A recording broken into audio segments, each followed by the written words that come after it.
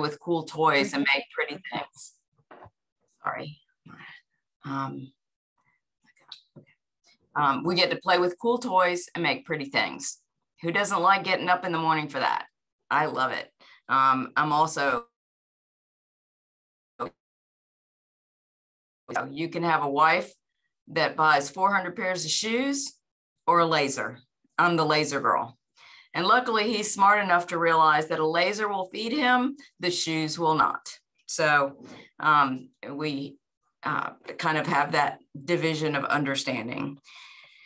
And Rotary, so literally 11 plus years ago, I was in Vegas at one of our industry shows, hanging out with my peeps.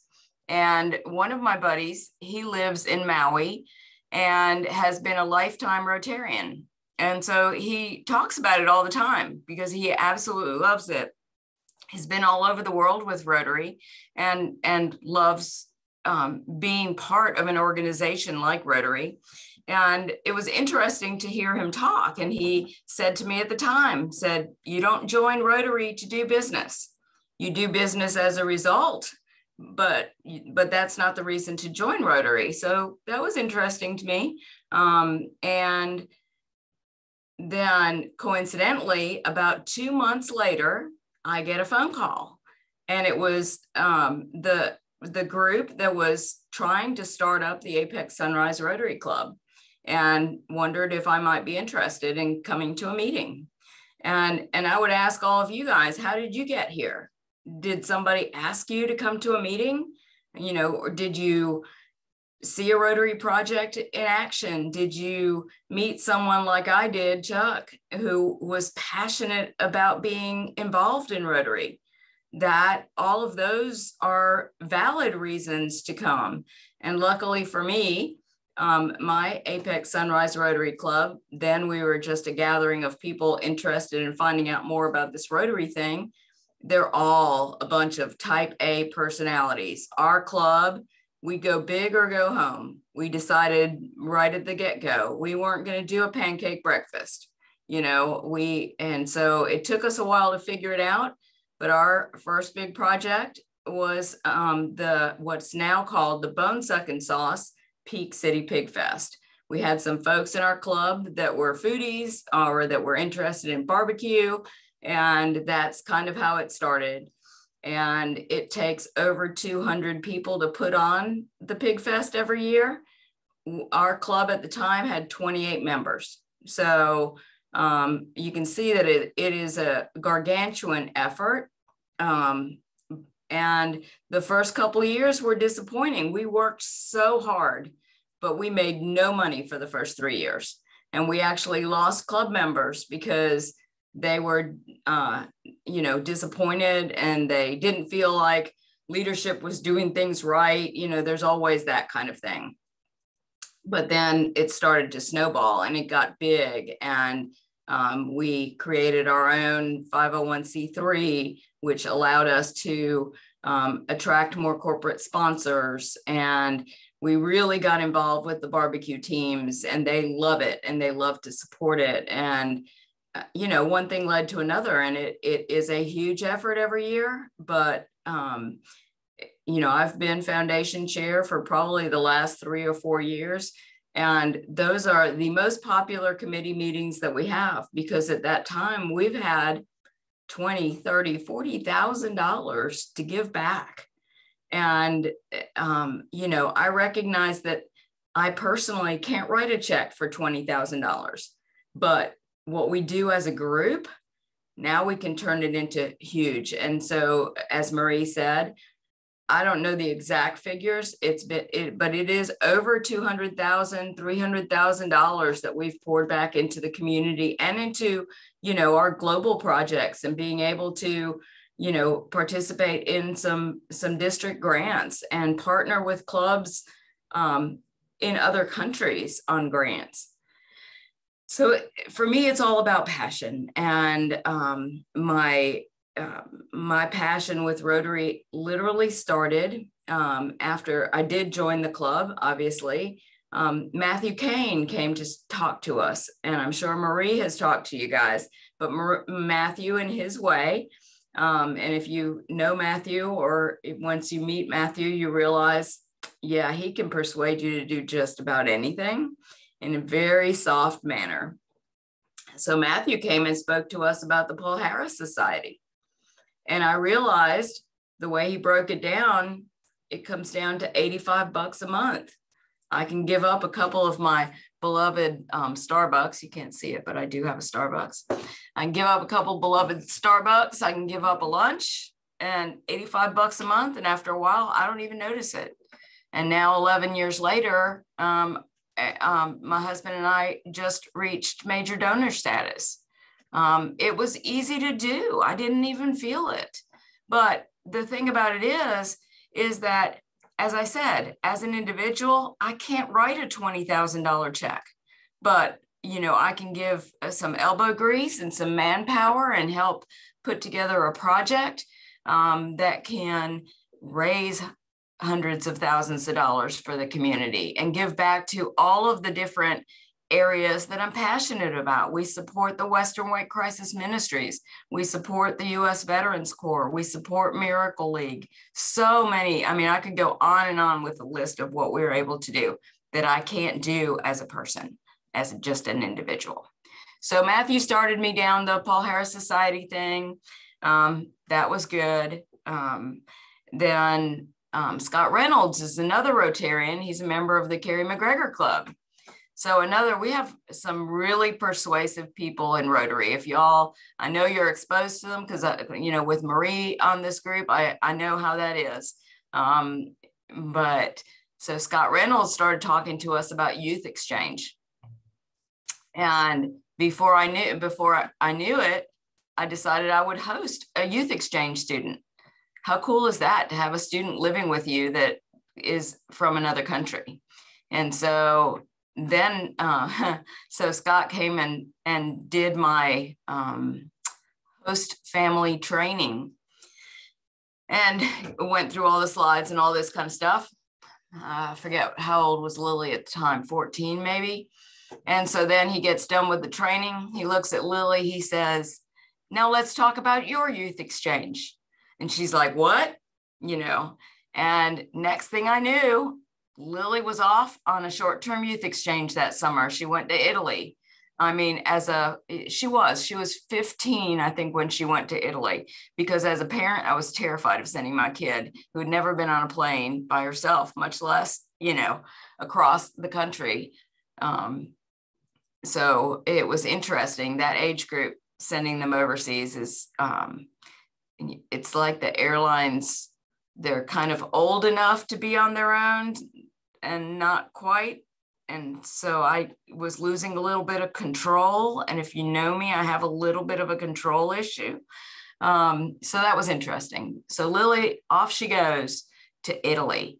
Got to go to Italy, went to France, went to Switzerland, all these kind of things as a 15-year-old.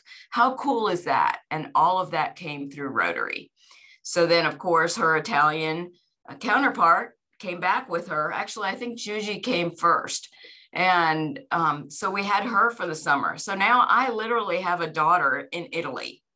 And I love that. And so here we go on that whole pace. The next youth exchange student we hosted is from Belgium. Very interesting personality. And so I got to host her for a year. They live with you for 3 months. So there's 3 host families. So I had her, but she's still my kid. And she's in Belgium. I follow her on Instagram. And sometimes I go, "Oh, did you really mean to put that on that platform?" But that's a whole different issue. And then the next student that we hosted is from Brazil. Again, my kid, she still calls me at Christmas and on my birthday. And that to me, again, this is Rotary. There's so many things that Rotary does that can enrich our lives. And I'm just a living testimony to it. And that's what I'm just so passionate about, because Rotary gets me, it allows me to do something that is well beyond my means. And being connected to Rotarians all over the world, anywhere you go, if you travel, I'm always, when I go to, my husband's from West Virginia and we go every Christmas.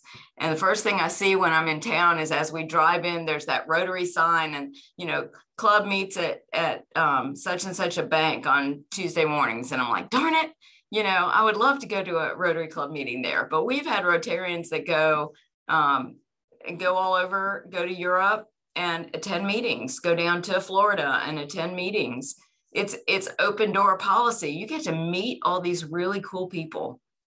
And so Youth Exchange kind of started that. Then again, Scott Reynolds hits me up, and now there's the Peace Fellows.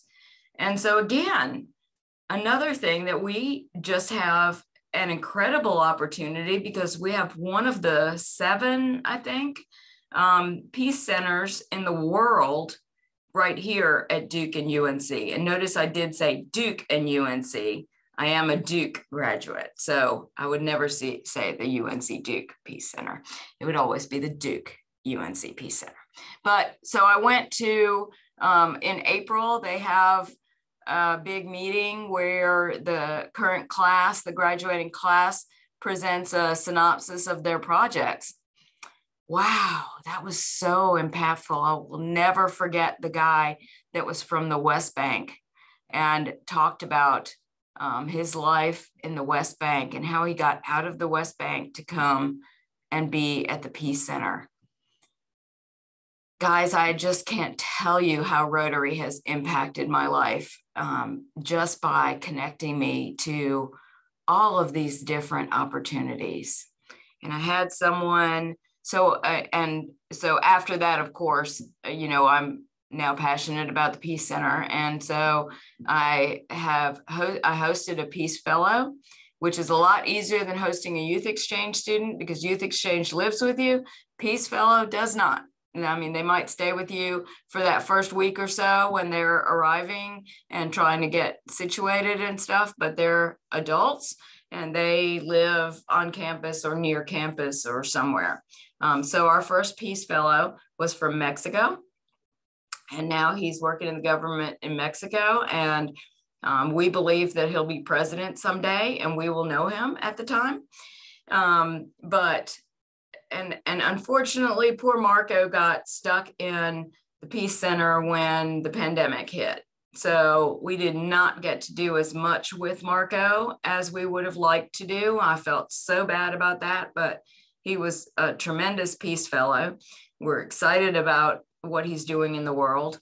And these Peace Fellows are so impressive because they're doing amazing things in the world. And the qualifications to be a Peace Fellow, we bring in 10 new Peace Fellows every year. That's 10, applying to this organization to be a student at Duke University or at UNC in this peace and conflict resolution area. And it's amazing what those guys bring with them or what their experiences are. It was great when we first got Marco and we started talking to him. Turns out he had been a Youth Exchange student years ago. And again, here you go, you feel connected. So little old me, I'm here in Cary, North Carolina. I'm really a nobody, but I have all these connections with people in different countries, and everybody that I meet through Rotary is just unbelievable. And again, I'm able to just add a little bit to their lives, add so much to my life. And that's, again, that passion thing that I'm so passionate about. So Marie mentioned that I'm industry president. And as industry president, you choose a theme for the year, much like our RI president chooses a theme for the year, but our industry way smaller than Rotary. Anyway, as I thought about it, the last couple of years, I thought, okay, so my theme was going to be embrace your passion, because that's how I live my life. I embrace my passion. Well, of course, the pandemic hit, and my theme did change a little bit. But once again, one of those things that Rotary allows you to do are incredible projects. And our club was very young, so it took us a few years to get involved in projects, but we've been able to do a few district grants. We participate in the Launch Apex program. We've got several. We've done a dental clinic for kids. And here comes the pandemic. So what we did during the pandemic, suddenly we couldn't put on the Pig Fest. So that was that $20,000 or $30,000 a year that we weren't going to have. We couldn't do Triangle Oktoberfest, which is another one of our big projects. So and as a small business owner, I was a little bit in a panic over what was I going to do. You know, I had a business to run. But again, my cool toys came to the rescue, and I had one of those light bulb moments and started a project called Halos for Heroes. And I didn't have the money to do it, but I knew I had the equipment to do it. I reached out to my foundation at my club, my foundation committee, and I said, hey, we can do this. I've got the tools. We can create face shields and we can distribute them. We can give them to, look at the puppy. We can give them to, you know, our local hospitals and our assisted livings and those kind of things. I will make them. I'll donate that time and the labor, the equipment to do it, but I need the money to buy the parts. And it wasn't 15 minutes and I had a grant sitting in my inbox, a grant application, reached out to clubs. We had 5 clubs. Marie, you jumped right on there with us and we really appreciated it. We were able to do several thousand face shields and participate with NC State. It was something that we could do to give back because all of us type A personalities sitting there not doing anything was just not what we wanted to do. So all of these things.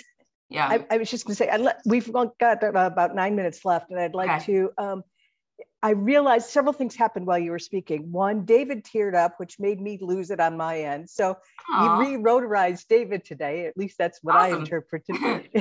And anyway, so it was moving. But I realized that the people that are attending the meeting, 2 of them have not yet even been installed as members. Another one is just a few months old. And so I realized as you were talking, there are so many Rotary things that we understand, but it takes a while to understand the language and the scope.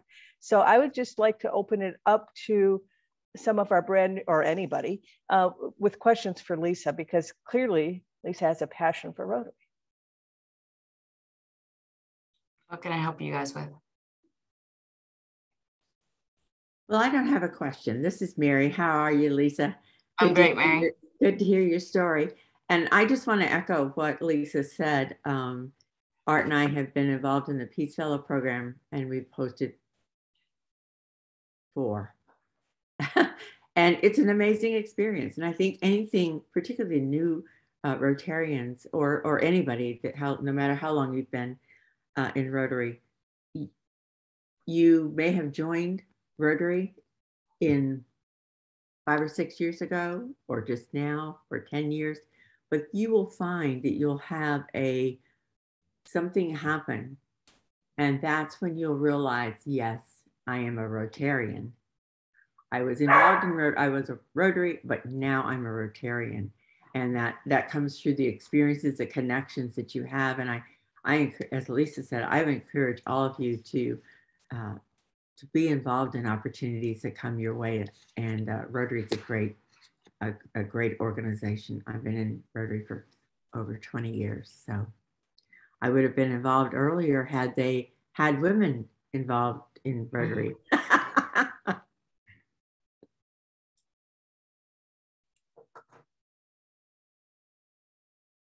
I had somebody say to me one time, and he had gone through RLI, which the Rotary Leadership Institute. I've completed the 3 parts of the RLI program. I encourage everybody to do it. It's another way to find out more about Rotary and grow in your Rotary walk. But I had one person tell me that as an individual, if you envision lighting a candle, there's just so much scope that you're going to have with that candle with one person. But when you fill the room with people holding candles, it lights up the room. If you've gone to a concert and you've seen people, well, now they do their cell phones, but used to be the lighters, and suddenly the whole stadium is lit. And compare that to Rotary. We have millions of Rotarians all over the world holding up a candle. And there is something in Rotary for every single one of you.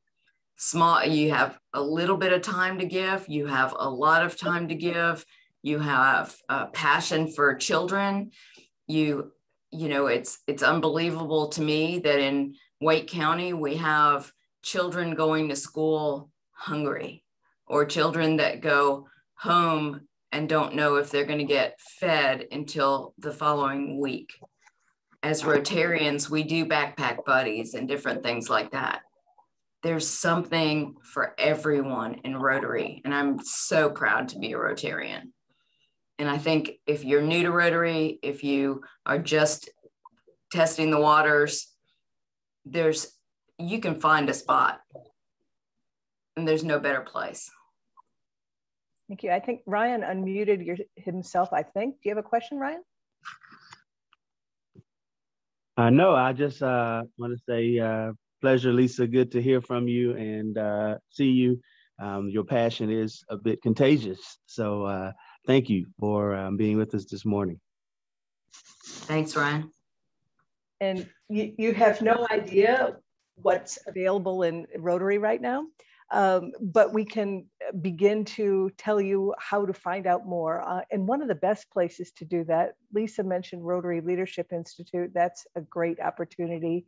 But one that will come up this spring in Winston-Salem, we have a district conference, and we normally have one every year, and that's usually 2, sometimes 3 days long. This one is, I cannot remember, in May. Lisa, you're on that committee, aren't you? No, you were just I'm helping not. them. She was on my committee, my year's district government. Actually, Lisa helped this year's district conference because she planned a district conference in Winston-Salem for 2019 that we had to cancel. So she laid the groundwork for the group that's working on it this year. In any case, that'll be a great opportunity to see the scope of Rotary in the district. So I will put that in our next newsletter so that y'all can register for that. We've got about 3 more minutes. Anything else? Yeah, I guess I just want to take a minute and talk about, Rotary does so much locally and around the world, but to me, the single biggest achievement of Rotary is 36 years ago. You want to talk about going big. 36 years ago, a president of Rotary International decided that Rotary was going to wipe polio off the face of the earth. Started with a campaign in 1985 in the Philippines, and in 1986, they launched a global program. Back then, there was 360,000 cases of polio around the world. Today, 36 years later, we have less than 10 cases of polio in the world today in 2 countries. And Rotary didn't do that alone. I mean, the World Health Organization's involved, the CDC is involved, but Rotary has been the driving force. Rotary was the visionary force that realized that there's some unique characteristics of polio as a virus that allows us to be able to eliminate it from the face of the earth. And we are so close. And I'm so proud.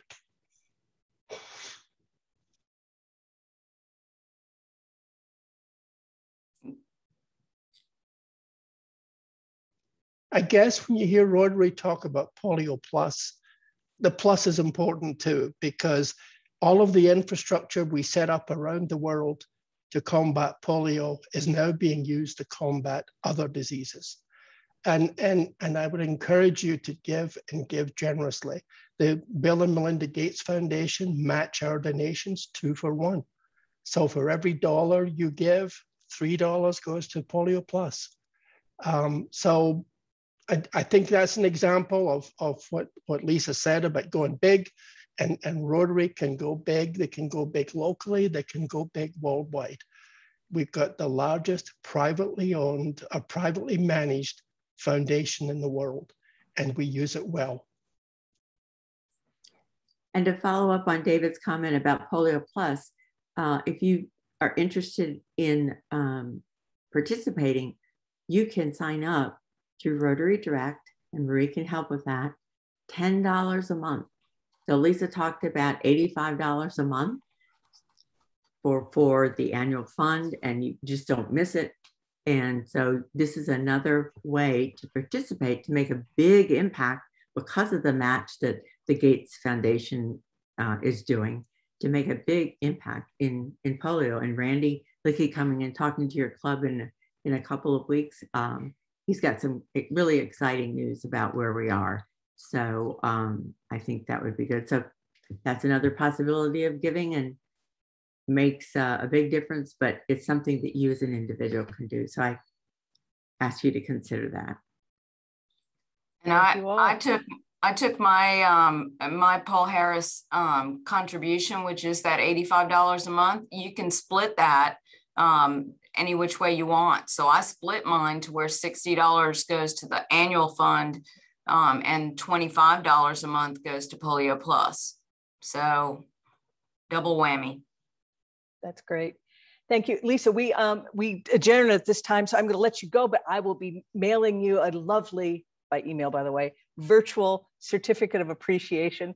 Thank you so much for your time. We really appreciate you being here this morning, especially when you tried logging on 20 minutes before you could because of darn computers. And I'm going to put somebody, I'm going to put David